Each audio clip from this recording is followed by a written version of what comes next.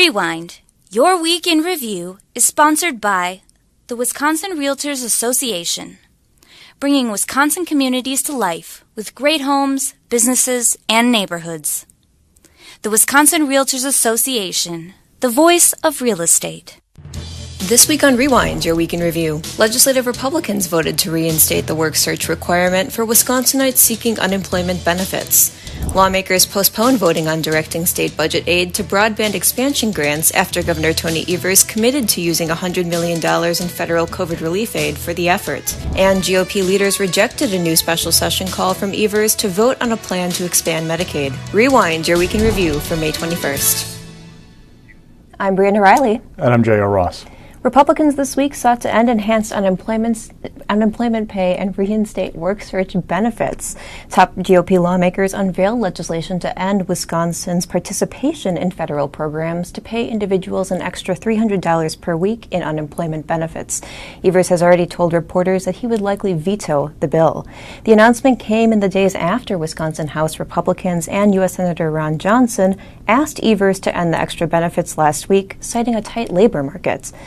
Some 24 states have terminated the enhanced benefits, which run through September and raise the state's maximum weekly amount from $370 to $670 for an unemployed worker. Meanwhile, the Joint Committee for the Review of Administrative Rules voted to reinstate a requirement that those on unemployment do at least 4 work searches a week to remain eligible for benefits.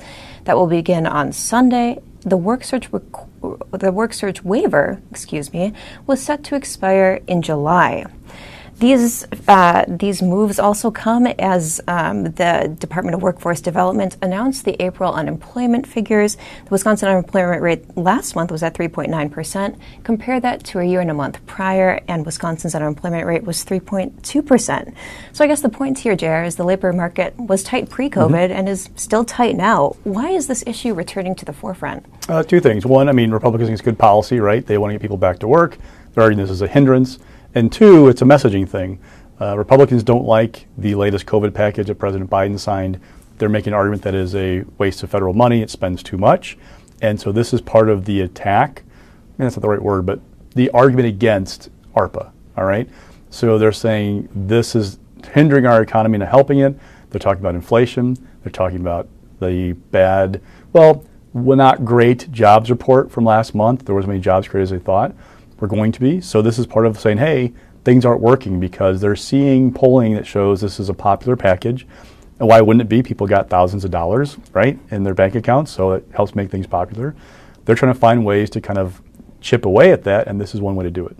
At the state level, though, Democrats, especially in JCRER this week, cited the lack of access to daycare and the fact that there are still school districts that are educating students either virtually or in a hybrid model as sort of barriers for parents to re-enter the workforce or find different jobs.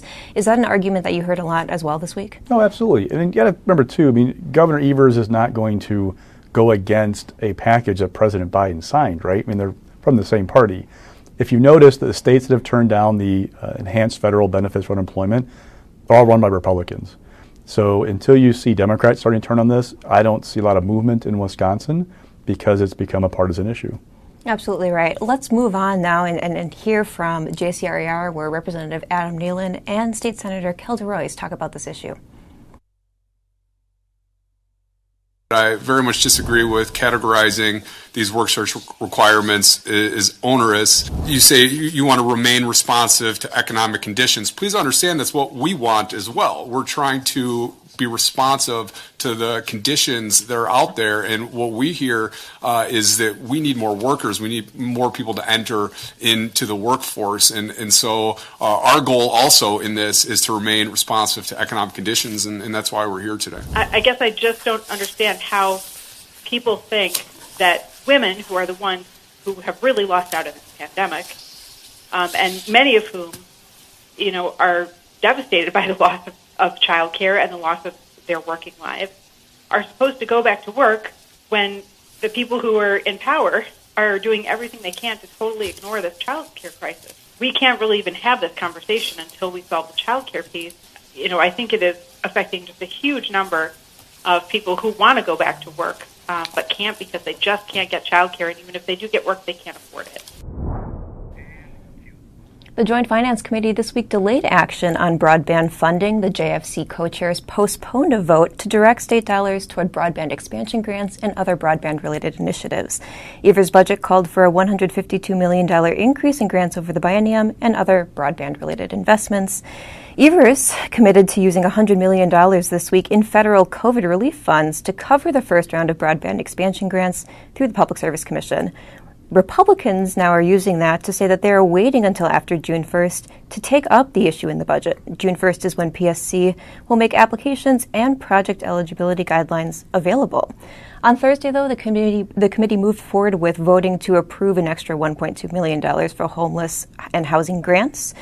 That's a fraction of the investment that Evers called for in his budget. They also signed off on creating a deputy administrator for the Ethics Commission, agreed to raise lobbyist fees, and voted to use state instead of federal funding to fund 3 election commission positions.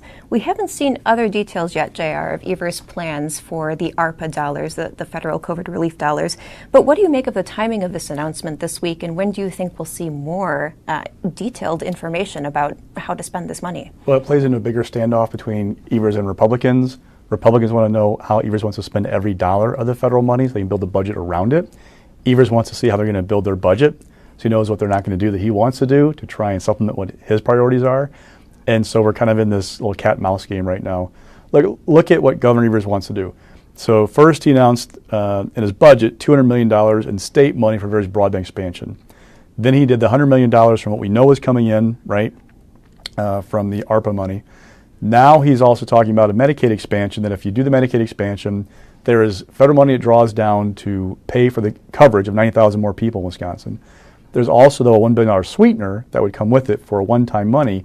He laid out a whole host of projects this week that he would pay for with that money. That includes $200 million more for broadband.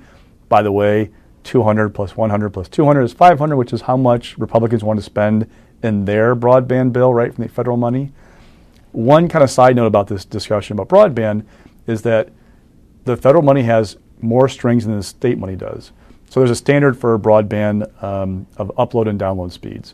So the state money can be used to do 25 megabytes per second for download speeds and 3 megabytes per second for upload speeds. That's the broadband definition. The federal money requires 100 and 100 unless it's not feasible for the 100 upload speeds, then 20 is okay. What that means is the federal money doesn't go as far as the state money does. So that's part of the kind of discussion for finance, because if you look at the Fiscal Bureau papers about broadband, we're at like 93% of Wisconsinites have access to broadband. It still would cost between $700 million and $1.4 billion to reach the last 7%. It tells you how expensive that last mile is of broadband, right? At the same time, I think around 2/3 of Wisconsinites actually subscribe to broadband or have the access. There's another issue. Even though it's there, people aren't paying for it because they maybe can't afford it. So how do you address that with this budget picture? That's the big deal. Getting that last mile laid down is going to be expensive and difficult to do. How do you make the federal money and state money work to get that done? So is your assumption then that when JFC does meet on this and approve broadband expansion dollars, that they will be in the $200 million ballpark over the next biennium, or do you think Evers' announcement changes that total at all? I don't assume anything right now with how finance is operating, because I keep hearing the word slim, as in it's going to be a slim budget. Republicans keep saying that over and over again. It's going to be a slim budget, which means they're not going to spend a whole lot. We know broadband is a shared priority for Governor Evers and Republicans, one of the few things they actually agree on in the budget. I just don't know what the level of commitment is going to be with the federal money, because that federal money is quote-unquote free. So you might see Republicans keep pushing Evers to spend. Well, you want to do broadband expansion, you put federal money into it. You want to do all this stuff with education, well, we're going to do a smaller budget than what you wanted, but you can make up for it with the federal money you have. Because remember, Evers has sole discretion how to spend that money right now because he vetoed their bills. Speaking of education, JFC also announced this week that its meeting next week will focus on higher education, K-12. These are topics we typically see much later on in the budget process, right? But people I've talked to have noted the timing here, right? It's like the K-12 schools are still in session. This is an opportunity for Republicans to push the narrative about directing dollars, maybe, to districts that have prioritized in-person learning. Did you make anything of that timing, JR? Oh, there's another big thing to remember. We have not seen the new revenue projections out of the Fiscal Bureau. So they're making this decision without knowing how much is in the till to spend the next 2 years.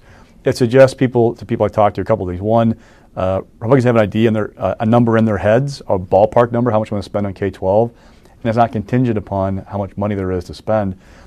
After watching the Finance Committee for all these years, I always have seen K-12, the UW system, some areas like that come up last in the budget process because they want to fund everything else. Figure out, okay, how do they squeeze every last dollar into these education programs?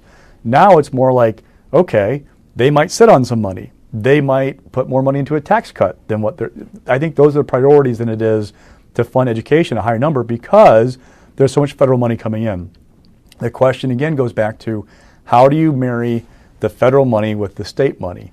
There is definitely some Republicans I've talked to who don't want to put a lot more into education because they feel like there's so much federal money, especially going to Milwaukee, that how do you justify more state money going into education right now, especially in districts that haven't been in person because Republicans feel like they have not provided an adequate education resource for kids.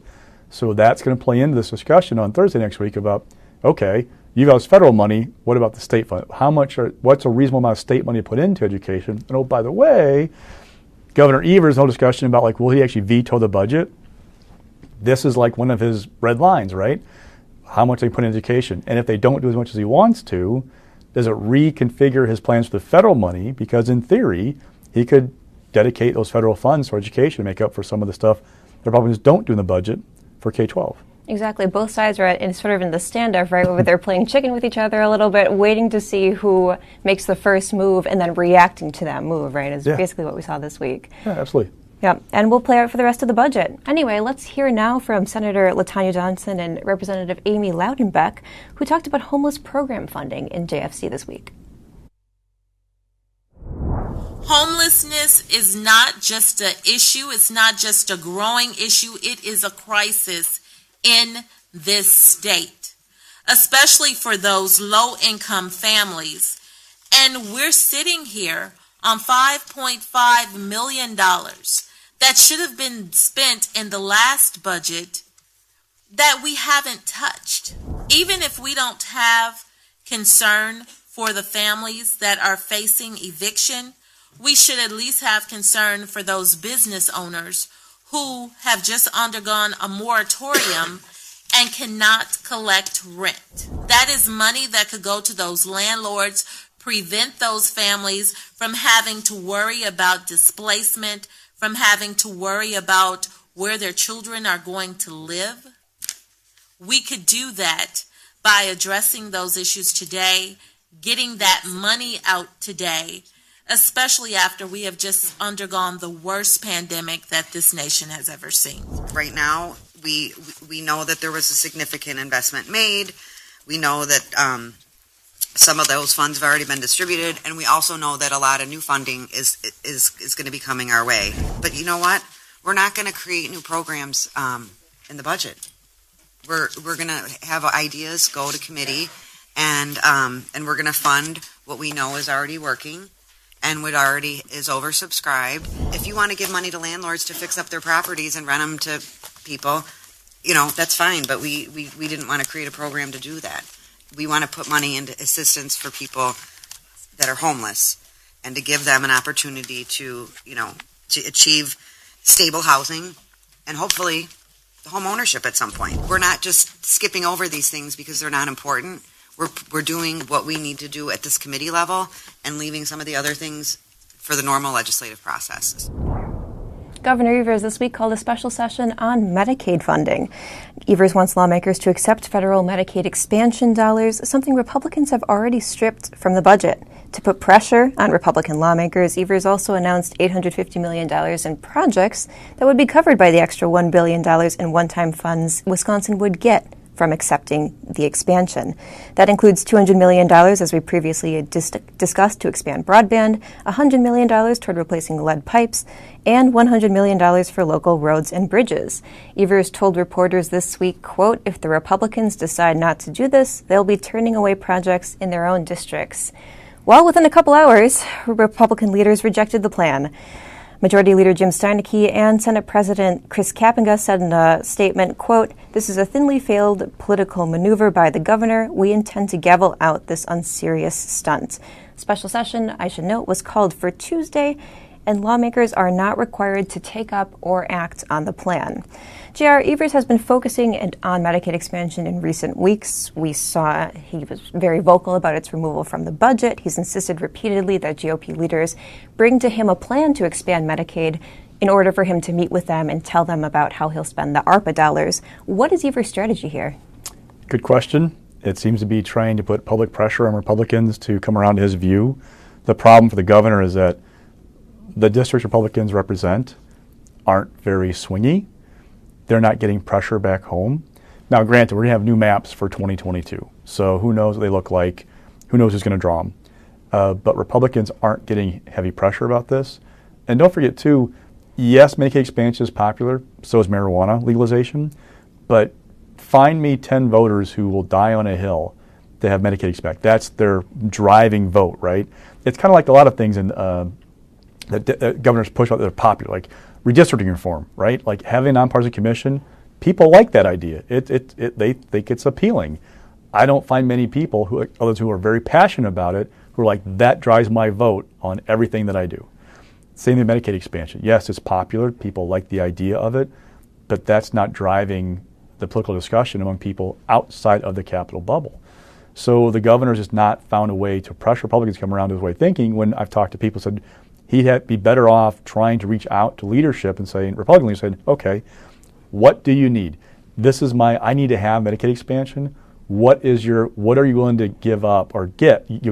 What can I give you to get this, right? Robin Vos is on line is saying he's not going to Medicaid expansion. But Robin loves to negotiate. That's his reputation. He loves the give and take of the Capitol arena. Evers not engaging him. Without engaging him, you can't try and get something out of him and give him something in return. So I don't see, at this point, talking to lawmakers, both sides of the aisle, they don't see this changing the discussion. Yeah, negotiating via letter clearly isn't working for leaders in the state. So unless someone picks up the phone or answers an email, I suppose. Now, in theory, you get new maps next year, and Evers can go district to district and campaign on this issue. Maybe, but that's a year and a half away. Doesn't help this budget. Doesn't change the dynamic of this budget discussion. Absolutely. Moving on to our next and final topic, we're sort of batting cleanup from last week. Had some breaking news following our recording. The state Supreme Court rejected a redistricting request from conservatives. The court declined a request from the Wisconsin Institute for Law and Liberty and former Speaker Scott Jensen to create a new process to funnel redistricting lawsuits before justices. But the court stressed the move wasn't indicative of its potential involvement in future redistricting challenges. The order said, quote, "It remains well settled that redistricting challenges often merit the court's exercise of its original jurisdiction. Federal courts, which drew the lines in 2002, have largely handled suits concerning redistricting, and under the current state of divided government, redistricting is, of course, likely to end up in the courts again." Anything stand out to you about this order, JR? A couple of things. One, some background here. So in 2002, which I was a newish reporter in the Capitol at the time, what happened was there were competing lawsuits that were filed over redistricting. The federal case was kind of farther along. Supreme Courts at the time, because that case is farther along, we're going to defer the feds. But we believe redistricting should be a state court issue, and we're going to talk about a process to handle these lawsuits going forward. Because justices of the Supreme Court aren't map drawers. That's not their expertise, right? They had a discussion, came to a conclusion, we're not going to put a process in place. Now, 10 years ago, when I wasn't a news reporter in the Capitol anymore, Republicans drew the maps, didn't have a question. This time around, we think it's going to the courts. Basically, all the Supreme Court says, we're not taking first whack at this. And that's automatically. They still could. But often in the court system, you go lower courts first, circuit court, maybe the appeals court sometimes, then the Supreme Court. We've gotten away from normal order with the Wisconsin court system where conservatives in particular have gone to the Supreme Court directly on big issues saying, it's going to get here anyway, you take it up now. What happens, though, is that you don't develop a record. And that's what circuit court trial is for, develop a record, and the Supreme Court then can review that. All this means is they're not necessarily saying they're going to take it for sure. It leaves the door open to go into circuit court first.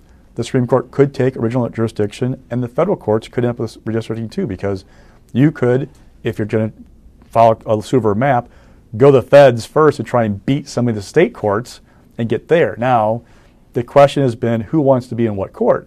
For a long time, Democrats argued to me that they were better off the federal courts because a 3-judge panel a couple of years ago ruled the old map, it's a current one, was a partisan gerrymander. It was illegal.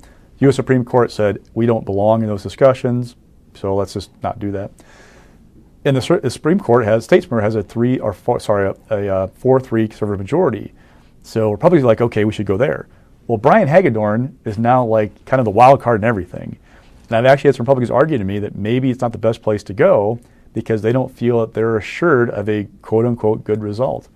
So it's going to be interesting to watch who goes where and how quickly they get there. Other thing to keep in mind, we still have until September 30th, I think, is the final details of the data to draw maps. Look, the computer programs are so good anymore, you could draw a map in a day. You could pass it in a day and a half, in theory. The challenge is going to be the court system and how quickly they go through the courts. Because even if the state Supreme Court draws the map or signs off on one after a circuit court approves one, it'll go to the federal courts anyway.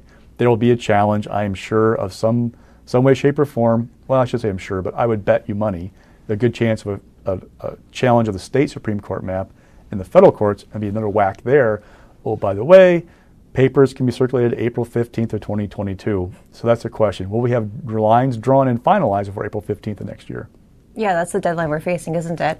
And it's interesting to think about because usually this data is available for states as of 2 months ago, March. Mm-hmm. So we are facing a really, really compressed timeline to get all of this done and through the courts in time for spring of next year. Which was another argument that conservatives made about having the Supreme Court establish its rules process, was that it would speed up the process and get the issue for the justices right away. They could have a decision out. Then if there was that appeal to federal courts, it could all be worked out by April.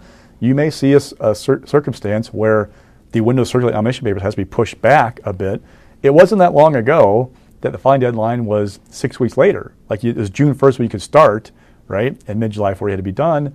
That was with a September primary. Now we have August primary. So the window could get compressed. There is still time to have lines in place for next fall.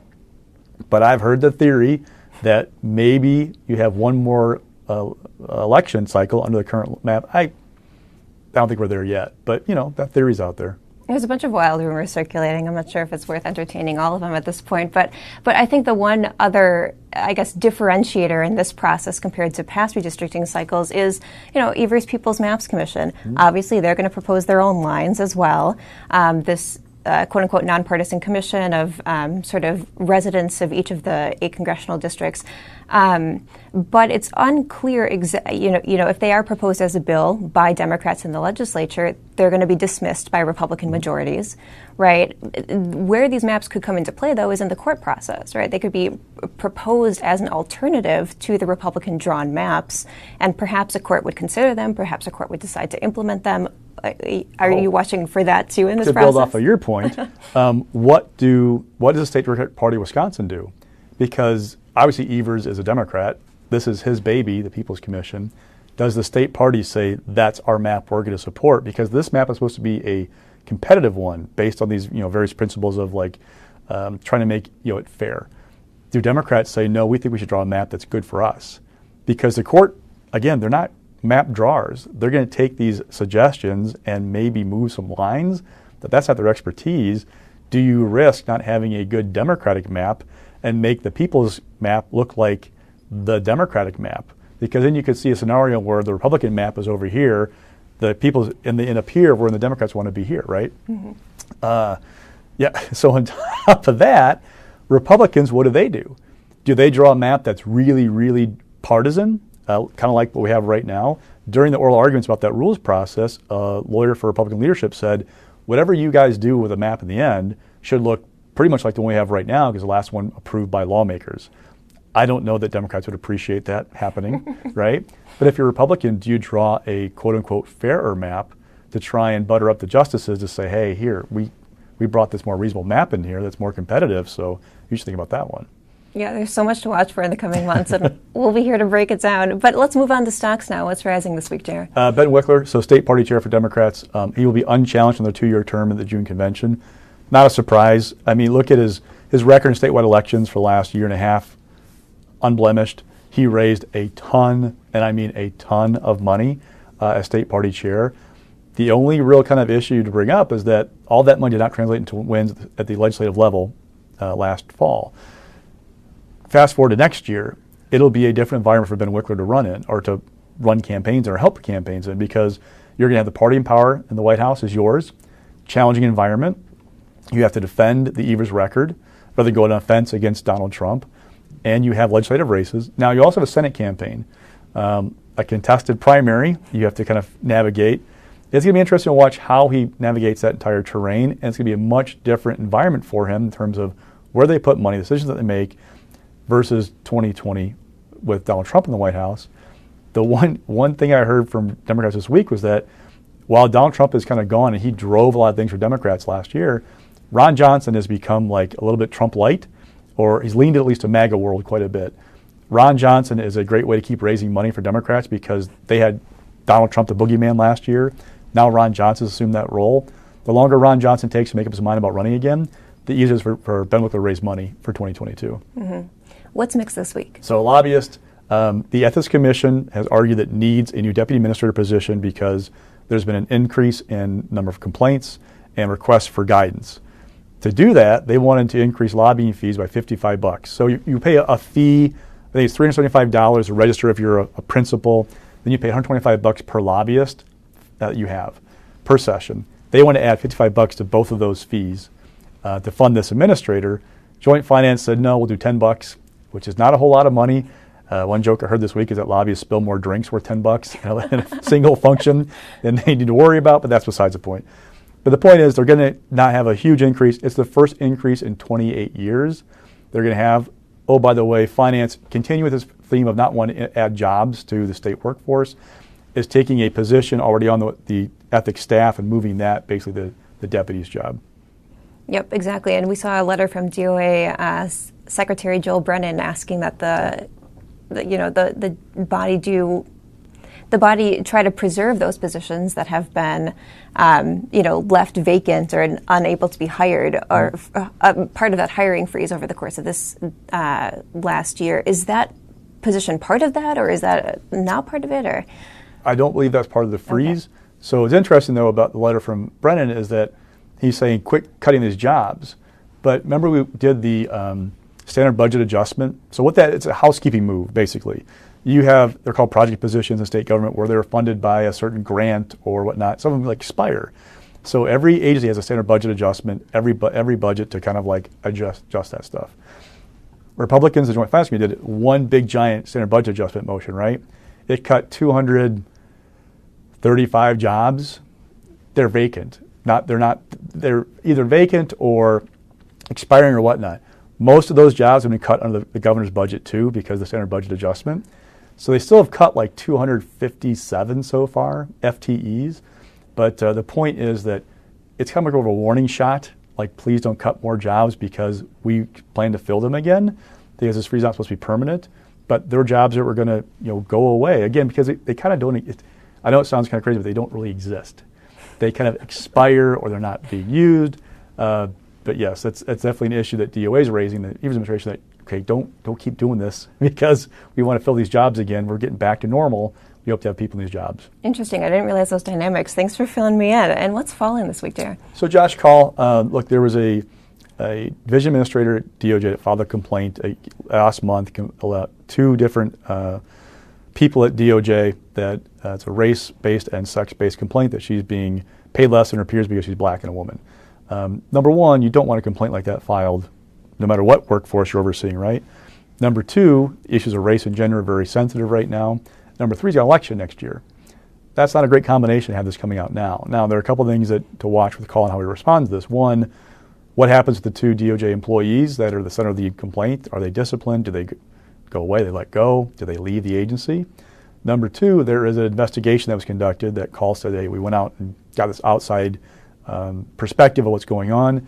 How quickly can they release those records to show what the conclusion was? They've argued that the complaint was not justified from what they found. The faster those records out, people argue to me, the better it is for Call. They put this behind them and move on toward 2022. Thanks, Jared, and thanks everyone for tuning in. I'm Briana Reilly. And I'm J.R. Ross. And that's Rewind, your week in review for May 21st.